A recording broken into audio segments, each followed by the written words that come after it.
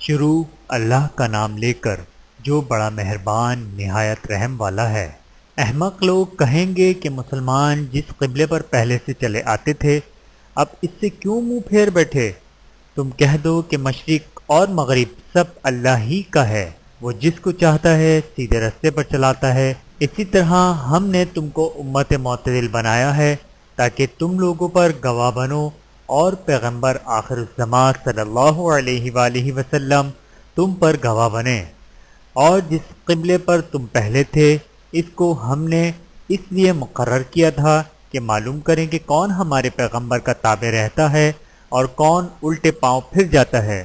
اور یہ بات یعنی تحویل قبلہ لوگوں کو گرا معلوم ہوئی، مگر جن کو اللہ نے ہدایت بخشی ہے وہ اسے گرا نہیں سمجھتے، اور اللہ ایسا نہیں کہ تمہارے ایمان کو یوں ہی ضائع دے۔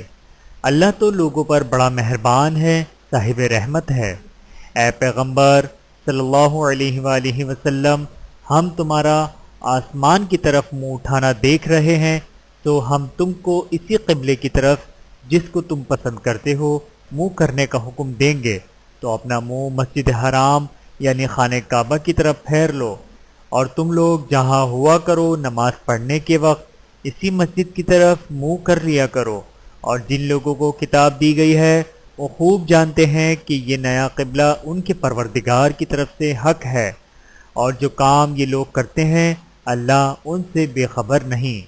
اور اگر تم ان اہل کتاب کے پاس تمام نشانیاں بھی لے کر آؤ تو بھی یہ تمہارے قبلے کی پیروی نہ کریں، اور تم بھی ان کے قبلے کی پیروی کرنے والے نہیں ہو، اور ان میں سے بھی بعض کے قبلے کے پیرو نہیں۔ اور اگر تم باوجود اس کے کہ تمہارے پاس علم یعنی اللہ کا حکم آ چکا ہے ان کی خواہشوں کے پیچھے چلو گے تو ظالموں میں ہو جاؤ گے۔ جن لوگوں کو ہم نے کتاب دی وہ ان پیغمبر آخر الزمان صلی اللہ علیہ وآلہ وسلم کو اس طرح پہچانتے ہیں جس طرح اپنے بیٹوں کو پہچانا کرتے ہیں، مگر ایک فریق ان میں سے سچی بات کو جان بوجھ کر چھپا رہا ہے۔ اے پیغمبر صلی اللہ علیہ وآلہ وسلم، یہ نیا قبلہ تمہارے پروردگار کی طرف سے حق ہے تو تم ہرگز شک کرنے والوں میں نہ ہونا، اور ہر ایک شخص کے لیے ایک سمت مقرر ہے جدھر وہ عبادت کے وقت منہ کیا کرتا ہے، تو تم نیکیوں میں سبقت حاصل کرو۔ تم جہاں ہوگے اللہ تم سب کو جمع کرے گا، بے شک اللہ ہر چیز پر قادر ہے۔ اور تم جہاں سے نکلو نماز میں اپنا منہ مسجد حرام کی طرف کر لیا کرو، بے شبہ یہ تمہارے پروردگار کی طرف سے حق ہے، اور تم لوگ جو کچھ کرتے ہو اللہ اس سے بے خبر نہیں۔ اور تم جہاں سے نکلو مسجد حرام کی طرف منہ کر کے نماز پڑھا کرو، اور مسلمانوں تم جہاں ہوا کرو اسی مسجد کی طرف رخ کیا کرو۔ یہ تاکید اس لیے کی گئی ہے کہ لوگ تم کو کسی طرح کا الزام نہ دے سکیں، مگر ان میں سے جو ظالم ہیں وہ الزام دیں تو ان سے مت ڈرنا اور مجھی سے ڈرتے رہنا۔ اور یہ بھی مقصود ہے کہ میں تم کو اپنی تمام نعمتیں بخشوں، اور یہ بھی کہ تم راہ راست پر چلو، جس طرح من جملہ اور نعمتوں کے ہم نے تم ہی میں سے ایک رسول بھیجے ہیں جو تم کو ہماری آیتیں پڑھ کر سناتے اور تمہیں پاک بناتے، اور کتاب یعنی قرآن اور دانائی سکھاتے ہیں، اور ایسی باتیں بتاتے ہیں جو تم پہلے نہیں جانتے تھے۔ تو تم مجھے یاد کیا کرو، میں تمہیں یاد کیا کروں گا، اور میرا احسان مانتے رہنا اور میری ناشکری نہ کرنا۔ اے ایمان والو، صبر اور نماز سے مدد لیا کرو، بے شک اللہ صبر کرنے والوں کے ساتھ ہے۔ اور جو لوگ اللہ کی راہ میں مارے جائیں ان کی نسبت یہ نہ کہنا کہ وہ مرے ہوئے ہیں، وہ مردہ نہیں بلکہ زندہ ہیں، لیکن تم کو شعور نہیں۔ اور ہم کسی قدر خوف اور بھوک اور مال اور جانوں اور میووں کے نقصان سے تمہاری آزمائش کریں گے، اور صبر کرنے والوں کو بشارت سنا دو کہ ان لوگوں پر جب کوئی مصیبت واقع ہوتی ہے تو کہتے ہیں کہ ہم اللہ ہی کا مال ہیں اور اسی کی طرف لوٹ کر جانے والے ہیں۔ یہی لوگ ہیں جن پر ان کے پروردگار کی عنایتیں ہیں اور خصوصی رحمتیں بھی ہیں، اور یہی سیدھے رستے پر ہیں۔ بے شک کوہ صفا اور مروہ اللہ کی نشانیوں میں سے ہیں، تو جو شخص خانہ کعبہ کا حج یا عمرہ کرے اس پر کچھ گناہ نہیں کہ دونوں کے درمیان چکر لگائے، بلکہ یہ ایک نیک کام ہے، اور جو کوئی نیک کام کرے تو اللہ قدردان ہے، دانا ہے۔ جو لوگ ہمارے حکموں کو اور ہدایتوں کو جو ہم نے نازل کی ہیں کسی غرض فاسد سے چھپاتے ہیں، باوجود یہ کہ ہم نے ان لوگوں کو سمجھانے کے لیے اپنی کتاب میں کھول کھول کر بیان کر دیا ہے، ایسوں پر اللہ اور تمام لعنت کرنے والے لعنت کرتے ہیں۔ ہاں، جو توبہ کرتے ہیں اور اپنی حالت درست کر لیتے ہیں اور احکام الہی کو صاف صاف بیان کر دیتے ہیں تو میں ان کے قصور معاف کر دیتا ہوں، اور میں بڑا معاف کرنے والا، بڑا مہربان ہوں۔ جو لوگ کافر ہوئے اور کافر ہی مرے، ایسوں پر اللہ کی اور فرشتوں کی اور انسانوں کی سب کی لعنت، وہ ہمیشہ اسی لعنت میں گرفتار رہیں گے۔ ان سے نہ تو عذاب ہلکا ہی کیا جائے گا اور نہ انہیں کچھ مہلت ملے گی۔ اور لوگوں، تمہارا معبود ایک ہی معبود ہے، اس بڑے مہربان اور رحمت والے کے سوا کوئی عبادت کے لائق نہیں۔ بے شک آسمانوں اور زمین کے پیدا کرنے میں اور رات اور دن کے ایک دوسرے کے پیچھے آنے جانے میں اور کشتیوں اور جہازوں میں جو سمندروں میں لوگوں کے فائدے کے لیے رواں ہیں، اور میں جس کو اللہ آسمان سے برساتا ہے اور اس سے زمین کو اس کے مردہ ہو جانے کے بعد زندہ یعنی خشک ہو جانے کے بعد سرسبز کر دیتا ہے، اور زمین پر ہر قسم کے جانور پھیلانے میں اور ہواؤں کے چلانے میں اور بادلوں میں جو آسمان اور زمین کے درمیان گھرے رہتے ہیں، عقل مندوں کے لیے اللہ کی قدرت کی نشانیاں ہیں۔ اور بعض لوگ ایسے ہیں جو غیر اللہ کو اللہ کا شریک بناتے اور ان سے اللہ کی سی محبت کرتے ہیں، لیکن جو ایمان والے ہیں وہ تو اللہ ہی کے سب سے زیادہ دوستدار ہیں۔ اور ایک کاش ظالم لوگ جو بات عذاب کے وقت دیکھیں گے اب دیکھ لیتے کہ سب طرح کی طاقت اللہ ہی کو ہے، اور یہ کہ اللہ سخت عذاب کرنے والا ہے۔ اس دن کفر کے پیشوا اپنے پیرووں سے بیزاری ظاہر کریں گے اور دونوں عذاب الہی دیکھ لیں گے، اور ان کے آپس کے تعلقات منقطع ہو جائیں گے۔ یہ حال دیکھ کر پیروی کرنے والے حسرت سے کہیں گے کہ اے کاش ہمیں پھر دنیا میں جانا نصیب ہو، تاکہ جس طرح یہ ہم سے بیزار ہو رہے ہیں اسی طرح ہم بھی ان سے بیزار ہوں۔ اس طرح اللہ ان کے اعمال حسرت بنا کر دکھائے گا اور وہ دوزخ سے نکل نہیں سکیں گے۔ لوگوں، جو چیزیں زمین میں حلال طیب ہیں وہ کھاؤ، اور شیطان کے قدموں پر نہ چلو، وہ تمہارا کھلا دشمن ہے۔ وہ تو تم کو برائی اور بے حیائی ہی کے کام کرنے کو کہتا ہے، اور یہ بھی کہتا ہے کہ اللہ کی نسبت ایسی باتیں کہو جن کا تمہیں کچھ بھی علم نہیں۔ اور جب ان لوگوں سے کہا جاتا ہے کہ جو کتاب اللہ نے نازل فرمائی ہے اس کی پیروی کرو، تو کہتے ہیں نہیں، بلکہ ہم تو اسی چیز کی پیروی کریں گے جس پر ہم نے اپنے باپ دادا کو پایا۔ بھلا اگرچہ ان کے باپ دادا نہ کچھ سمجھتے ہوں اور نہ سیدھے رستے پر ہوں، تب بھی وہ انہی کی تقلید کیے جائیں گے۔ جو لوگ کافر ہیں ان کی مثال اس شخص کی سی ہے جو کسی ایسی چیز کو آواز دے جو پکار اور آواز کے سوا کچھ سن نہ سکے۔ یہ بہرے ہیں، گونگے ہیں، اندھے ہیں کہ کچھ سمجھ ہی نہیں سکتے۔ اے اہل ایمان، جو پاکیزہ چیزیں ہم نے تم کو عطا فرمائی ہیں ان کو کھاؤ، اور اگر اللہ ہی کے بندے ہو تو اس کی نعمتوں کا شکر بھی ادا کرو۔ اس نے تو تم پر مرا ہوا جانور اور لہو اور سور کا گوشت اور جس چیز پر اللہ کے سوا کسی اور کا نام پکارا جائے حرام کر دیا ہے۔ ہاں، جو مجبور ہو جائے بشرطے کہ اللہ کی نافرمانی نہ کرے اور حد ضرورت سے باہر نہ نکل جائے، اس پر کچھ گناہ نہیں۔ بے شک اللہ بخشنے والا ہے، رحم کرنے والا ہے۔ جو لوگ اللہ کی کتاب سے ان آیاتوں کو اور ہدایتوں کو جو اس نے نازل فرمائی ہیں چھپاتے اور ان کے بدلے تھوڑی سی قیمت یعنی دنیاوی منفعت حاصل کرتے ہیں، وہ اپنے پیٹوں میں محض آگ بھرتے ہیں۔ ایسے لوگوں سے اللہ قیامت کے دن نہ کلام کرے گا اور نہ ان کو گناہوں سے پاک کرے گا، اور ان کے لیے دکھ دینے والا عذاب ہے۔ یہ وہ لوگ ہیں جنہوں نے ہدایت چھوڑ کر گمراہی اور بخشش چھوڑ کر عذاب خرید لیا۔ یہ آتش جہنم کی کیسی برداشت کرنے والے ہیں۔ یہ اس لیے کہ اللہ نے کتاب سچائی کے ساتھ نازل فرمائی، اور جن لوگوں نے اس کتاب میں اختلاف کیا وہ ضد میں آ کر نیکی سے دور ہو گئے ہیں۔ نیکی یہی نہیں کہ تم مشرق و مغرب کو قبلہ سمجھ کر ان کی طرف منہ کر لو، بلکہ نیکی یہ ہے کہ لوگ اللہ پر اور روز آخر پر اور فرشتوں پر اور اللہ کی کتاب پر اور پیغمبروں پر ایمان لائیں، اور مال باوجود عزیز رکھنے کے رشتہ داروں اور یتیموں اور محتاجوں اور مسافروں اور مانگنے والوں کو دیں، اور گردنوں کے چھڑانے میں خرچ کریں، اور نماز پڑھیں اور زکوٰۃ دیں، اور جب عہد کر لیں تو اس کو پورا کریں، اور سختی اور تکلیف میں اور جنگ کے وقت ثابت قدم رہیں۔ یہی لوگ ہیں جو ایمان میں سچے ہیں، اور یہی ہیں جو اللہ سے ڈرنے والے ہیں۔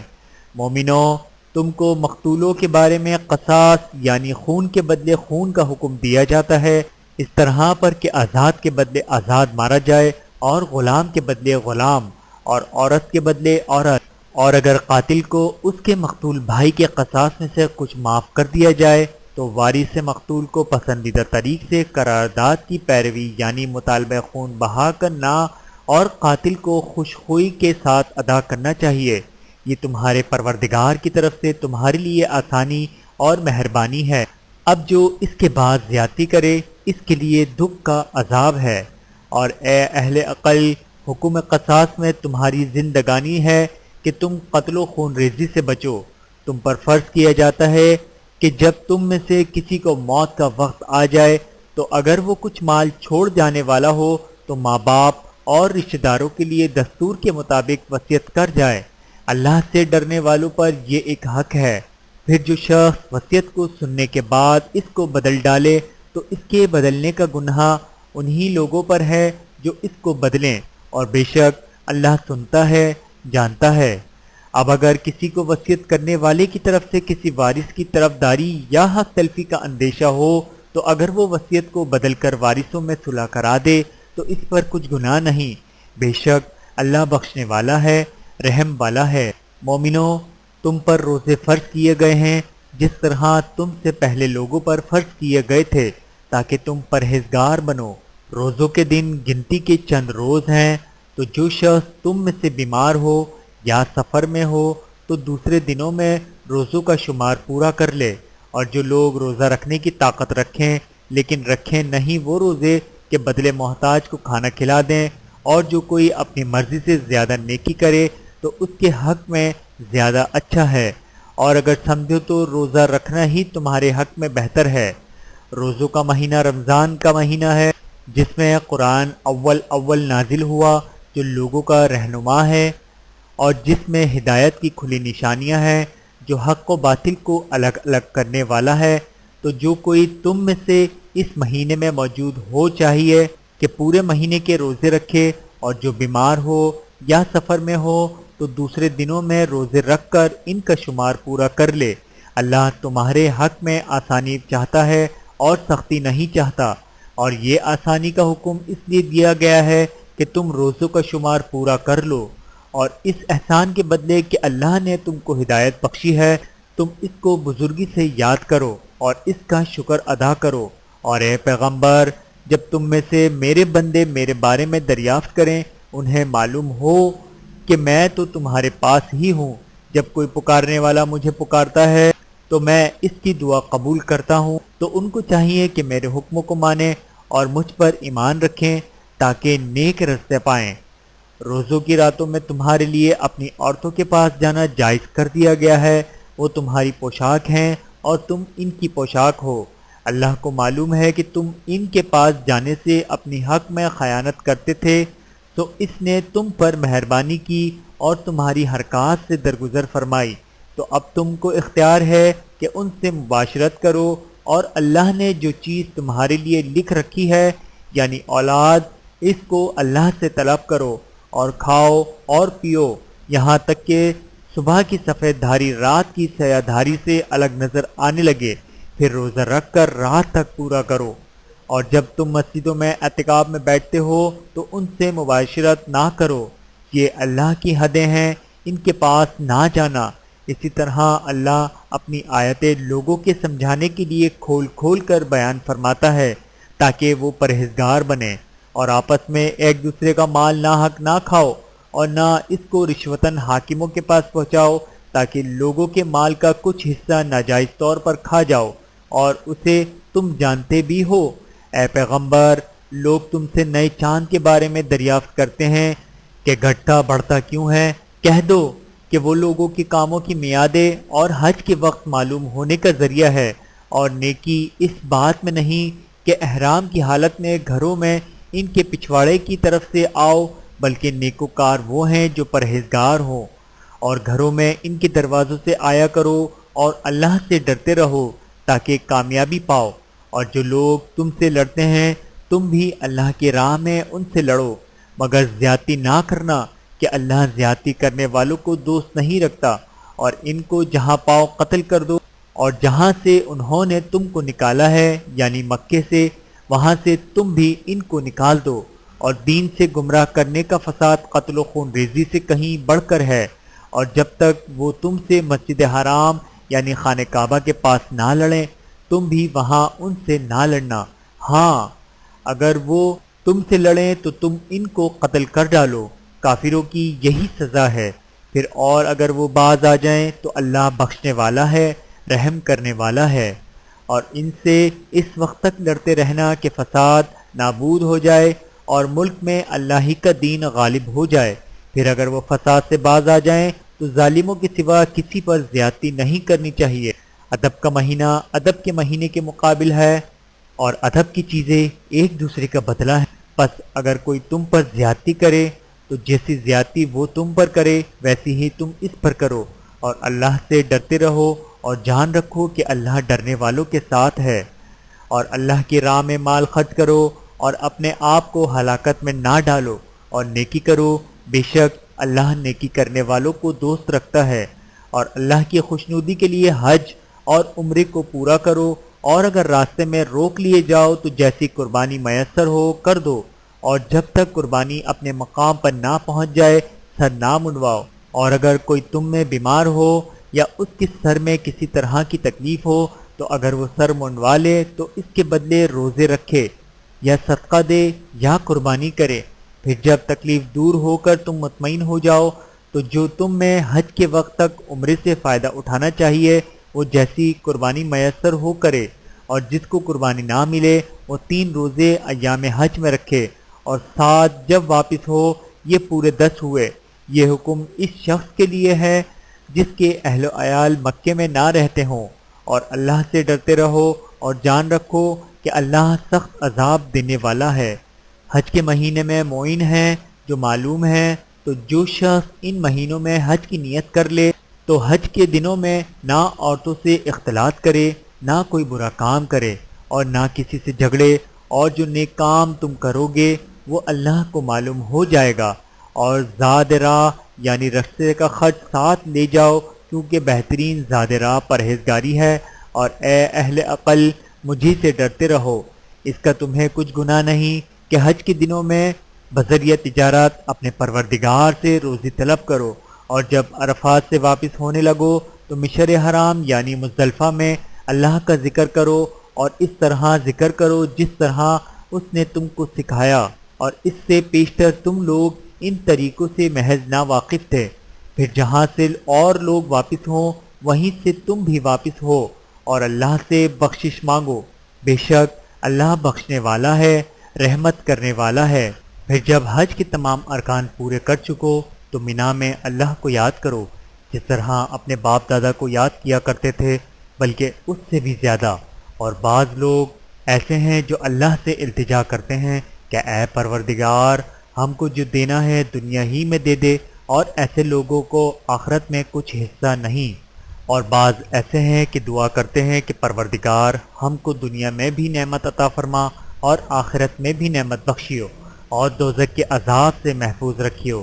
یہی لوگ ہیں جن کے لیے ان کے کاموں کا حصہ یعنی اجر نیک تیار ہے، اور اللہ جلد حساب لینے والا ہے۔ اور قیام منا کے دنوں میں جو گنتی کے دن ہیں اللہ کو یاد کرو، اور کوئی جلدی کرے اور 2 ہی دن میں چل دے تو اس پر بھی کچھ گناہ نہیں، اور جو بعد تک ٹھہرا رہے اس پر بھی کچھ گناہ نہیں۔ یہ باتیں اس شخص کے لیے ہیں جو اللہ سے ڈرے، اور تم لوگ اللہ سے ڈرتے رہو اور جان رکھو کہ تم سب اس کے پاس جمع کیے جاؤ گے، اور کوئی شخص تو ایسا ہے جس کی گفتگو دنیا کی زندگی میں تم کو دلکش معلوم ہوتی ہو، اور وہ اپنے مافل ضمیر پر یعنی اس بات پر جو اس کے دل میں ہے اللہ کو گواہ بناتا ہے، حالانکہ وہ سخت جھگڑالو ہے، اور جب پیٹ پھیر کر چلا جاتا ہے تو زمین میں دوڑتا پھرتا ہے تاکہ اس میں فتنہ انگیزی کرے اور کھیتی کو برباد اور انسانوں اور حیوانوں کی نسل کو نابود کر دے، اور اللہ فتنہ انگیزی کو پسند نہیں کرتا۔ اور جب اس سے کہا جاتا ہے کہ اللہ سے خوف کر تو غرور اس کو گناہ میں پھنسا دیتا ہے، تو اس کو جہنم کافی ہے اور وہ بہت برا ٹھکانہ ہے۔ اور کوئی شخص ایسا ہے کہ اللہ کی خوشنودی حاصل کرنے کے لیے اپنی جان بیچ ڈالتا ہے، اور اللہ بندوں پر بہت مہربان ہے۔ مومنو،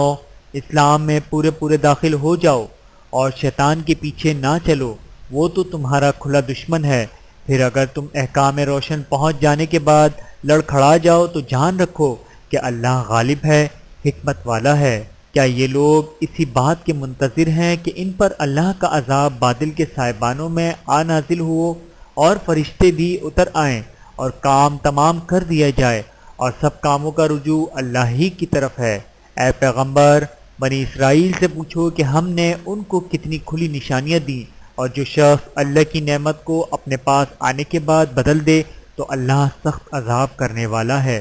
اور جو کافر ہیں ان کے لیے دنیا کی زندگی خوشنما کر دی گئی ہے، اور وہ مومنوں سے تمسخر کرتے ہیں، لیکن جو پرہیزگار ہیں وہ قیامت کے دن ان سے اوپر ہوں گے، اور اللہ جس کو چاہتا ہے بے حساب رزق دیتا ہے۔ پہلے تو سب لوگوں کا ایک ہی مذہب تھا، لیکن وہ آپس میں اختلاف کرنے لگے تو اللہ نے ان کی طرف بشارت دینے والے اور ڈر سنانے والے پیغمبر بھیجے، اور ان پر سچائی کے ساتھ کتابیں نازل کیں تاکہ جن امور میں لوگ اختلاف کرتے تھے ان میں فیصلہ کر دے۔ اور اس میں اختلاف بھی انہی لوگوں نے کیا جن کو کتاب دی گئی تھی، باوجود یہ کہ ان کے پاس کھلے ہوئے احکام آ چکے تھے، اور یہ اختلاف انہوں نے صرف آپس کی ضد سے کیا۔ تو جس امر حق میں وہ اختلاف کرتے تھے اللہ نے اپنی مہربانی سے مومنوں کو اس کی راہ دکھا دی، اور اللہ جس کو چاہتا ہے سیدھا رستہ دکھا دیتا ہے۔ کیا تم یہ خیال کرتے ہو کہ یوں ہی بہشت میں داخل ہو جاؤ گے، اور ابھی تم کو پہلے لوگوں کی سی مشکلیں تو پیش آئی ہی نہیں؟ ان کو بڑی بڑی سختیاں اور تکلیفیں پہنچیں، اور وہ صعوبتوں میں ہلا دیے گئے، یہاں تک کہ پیغمبر اور مومن لوگ جو ان کے ساتھ تھے سب پکار اٹھے کہ کب اللہ کی مدد آئے گی۔ دیکھو اللہ کی مدد عنقریب آیا چاہتی ہے۔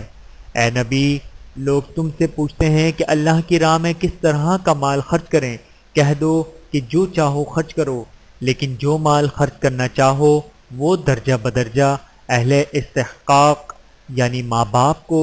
اور قریب کے رشتہ داروں کو اور یتیموں کو اور محتاجوں کو اور مسافروں کو سب کو دو، اور جو بھلائی تم کرو گے اللہ اس کو جانتا ہے۔ مسلمانوں، تم پر اللہ کے رستے میں لڑنا فرض کر دیا گیا ہے، اور وہ تمہیں ناگوار تو ہوگا، مگر عجب نہیں کہ ایک چیز تم کو بری لگے اور وہ تمہارے حق میں بھلی ہو، اور عجب نہیں کہ ایک چیز تم کو بھلی لگے اور وہ تمہارے لیے مضر ہو، اور ان باتوں کو اللہ ہی بہتر جانتا ہے اور تم نہیں جانتے۔ اے پیغمبر، لوگ تم سے عزت والے مہینے میں لڑائی کرنے کے بارے میں دریافت کرتے ہیں، کہہ دو کہ ان میں لڑنا بڑا گناہ ہے، اور اللہ کی راہ سے روکنا اور اس سے کفر کرنا اور مسجد حرام یعنی خانہ کعبہ میں جانے سے بند کرنا اور اہل مسجد کو اس میں سے نکال دینا جو یہ کفار کرتے ہیں، اور اللہ کے نزدیک اس سے بھی زیادہ گناہ ہے، اور فتنہ انگیزی خون ریزی سے بھی بڑھ کر ہے، اور یہ لوگ ہمیشہ تم سے لڑتے رہیں گے، یہاں تک کہ اگر مقتول رہیں گے تو تم کو تمہارے دین سے پھیر دیں، اور جو کوئی تم میں سے اپنے دین سے پھر کر کافر ہو جائے گا اور کافر ہی مرے گا تو ایسے لوگوں کے اعمال دنیا اور آخرت دونوں میں برباد ہو جائیں گے، اور یہی لوگ دوزخ میں جانے والے ہیں جس میں ہمیشہ رہیں گے۔ اور جو لوگ ایمان لائے اور اللہ کے لیے وطن چھوڑ گئے اور کفار سے جنگ کرتے رہے وہی اللہ کی رحمت کے امیدوار ہیں، اور اللہ بخشنے والا ہے، رحمت کرنے والا ہے۔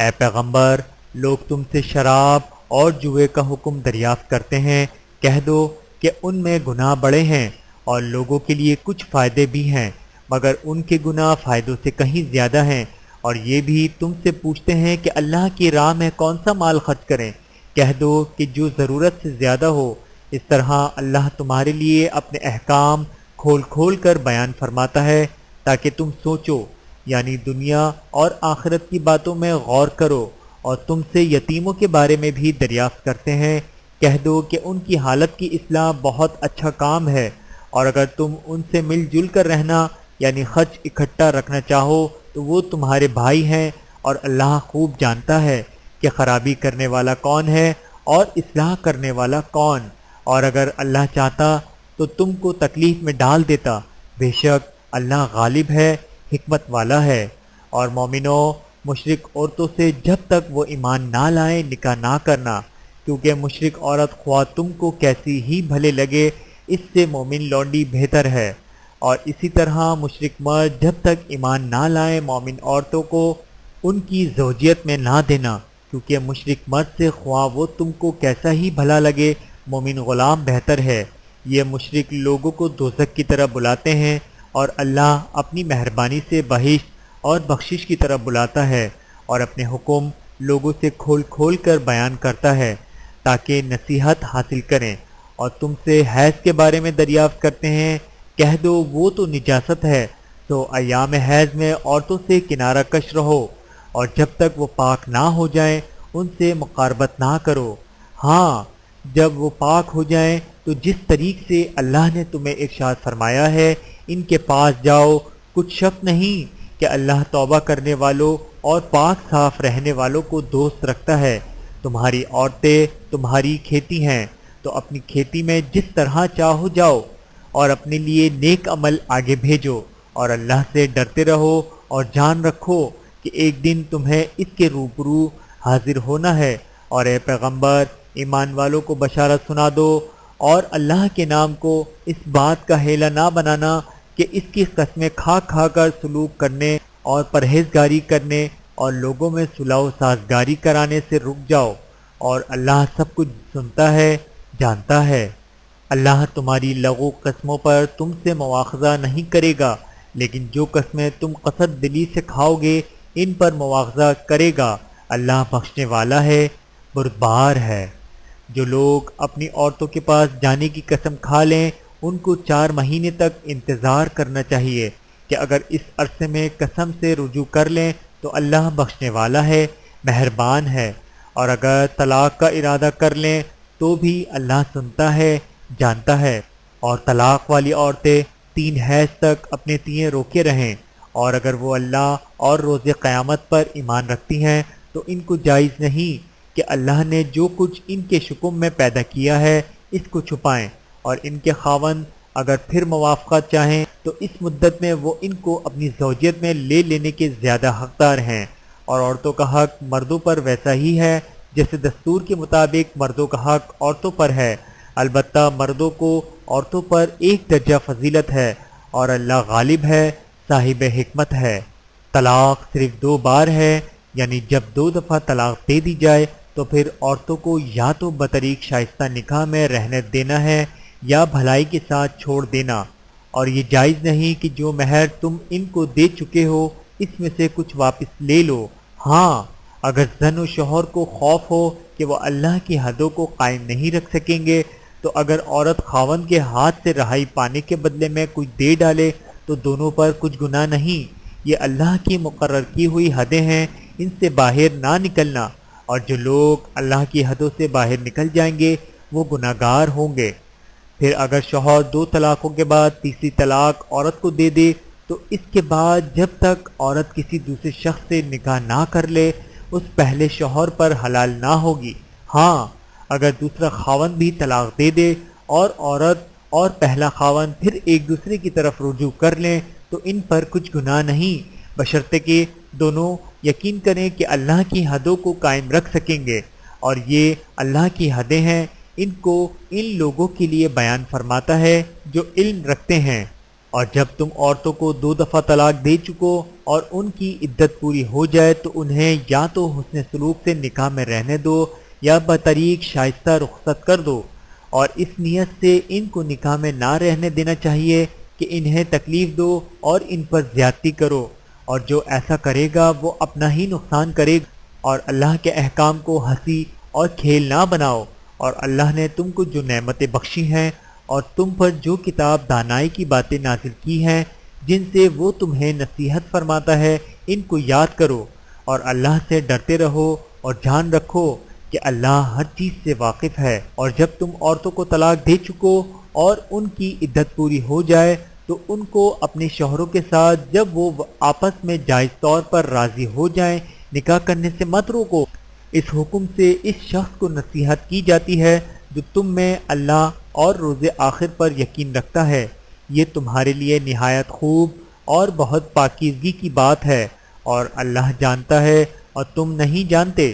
اور مائیں اپنے بچوں کو پورے 2 سال دودھ پلائیں، یہ حکم اس شخص کے لیے ہے جو پوری مدت تک دودھ پلوانا چاہے، اور دودھ پلانے والی ماؤں کا کھانا اور کپڑا دستور کے مطابق باپ کے ذمہ ہوگا۔ کسی شخص کو اس کی طاقت سے زیادہ تکلیف نہیں دی جاتی تو یاد رکھو کہ نہ تو ماں کو اس کے بچے کے سبب نقصان پہنچایا جائے اور نہ باپ کو اس کی اولاد کی وجہ سے نقصان پہنچایا جائے، اور اسی طرح نان نسخہ بچے کے وارث کے ذمہ ہے، اور اگر دونوں یعنی ماں باپ آپس کی رضامندی اور اصلاح سے بچے کا دودھ چھڑانا چاہیں تو ان پر کچھ گناہ نہیں، اور اگر تم اپنی اولاد کو دودھ پلوانا چاہو تو تم پر کچھ گناہ نہیں، بشرطے کہ تم دودھ پلانے والیوں کو دستور کے مطابق ان کا حق جو تم نے دینا کیا تھا دے دو، اور اللہ سے ڈرتے رہو اور جان رکھو کہ جو کچھ تم کرتے ہو اللہ اس کو دیکھ رہا ہے۔ اور جو لوگ تم میں سے مر جائیں اور عورتیں چھوڑ جائیں تو عورتیں 4 مہینے اور 10 دن اپنے آپ کو روکے رہیں، اور جب یہ عدت پوری کر چکیں اور اپنے حق میں پسندیدہ کام یعنی نکاح کر لیں تو تم پر کچھ گناہ نہیں، اور اللہ تمہارے سب کاموں میں واقف ہے۔ اگر تم اشارے کنائے کی باتوں میں عورتوں کو نکاح کا پیغام بھیجو یا نکاح کی خواہش کو اپنے دلوں میں مخفی رکھو تو تم پر کچھ گناہ نہیں، اللہ کو معلوم ہے کہ تم ان سے نکاح کا ذکر کرو گے، مگر ایام عدت میں اس کے سوا کہ دستور کے مطابق کوئی بات کہہ دو، پوشیدہ طور پر اس سے قول و قرار نہ کرنا، اور جب تک عدت پوری نہ ہو لے نکاح کا پختہ ارادہ نہ کرنا، اور جان رکھو کہ جو کچھ تمہارے دلوں میں ہے اللہ کو سب معلوم ہے، تو اس سے ڈرتے رہو، جان رکھو کہ اللہ بخشنے والا ہے، حلم والا ہے۔ اور اگر تم عورتوں کو ان کے پاس جانے یا ان کا مہر مقرر کرنے سے پہلے طلاق دے دو تو تم پر کچھ گناہ نہیں، ہاں ان کو دستور کے مطابق کچھ خرچ ضرور دو، یعنی مقدور والا اپنے مقدور کے مطابق دے اور تنگ دست اپنی حیثیت کے مطابق، نیک لوگوں پر یہ ایک طرح کا حق ہے۔ اور اگر تم عورتوں کو ان کے پاس جانے سے پہلے طلاق دے دو لیکن مہر مقرر کر چکے ہو تو آدھا مہر دینا ہوگا، ہاں اگر عورتیں مہر بخش دیں یا مرد جن کے ہاتھ میں عقد نکاح ہے اپنا حق چھوڑ دیں اور پورا مہر دے دیں تو ان کو اختیار ہے کہ اگر تم مرد لوگ ہی اپنا حق چھوڑ دو تو یہ پرہیزگاری کی بات ہے، اور آپس میں بھلائی کرنے کو فراموش نہ کرنا، کچھ شک نہیں کہ اللہ تمہارے سب کاموں کو دیکھ رہا ہے۔